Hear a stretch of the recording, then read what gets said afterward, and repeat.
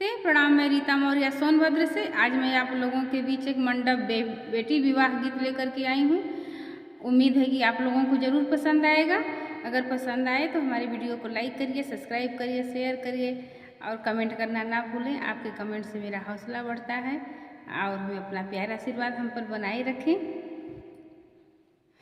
मड़वा के बीचे बैठा बेटी कवन देई, मोतिया बराना चुए आस जी।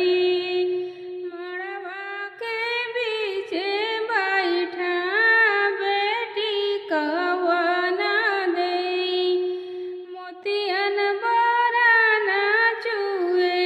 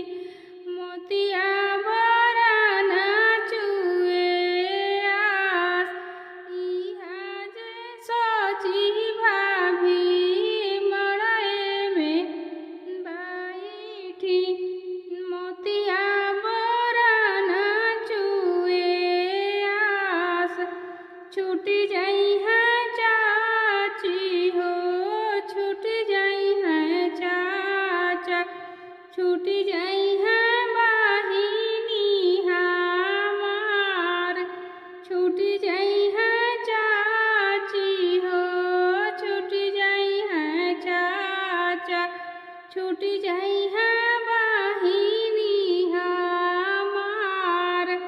इहा जे सोची भाभी मड़ाए में रोई, मोतिया बराना चुए आस, छूट जाई है गाँवा हो, छूट जाई है सखिया, छूट जाई है भैया हमार, छूट जाई है गाँवा हो, छूट जाई है सखिया, छूट जाई है भैया हमार।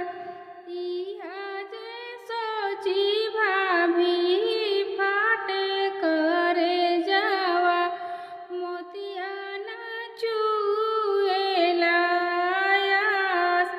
इहा जे सोची भाभी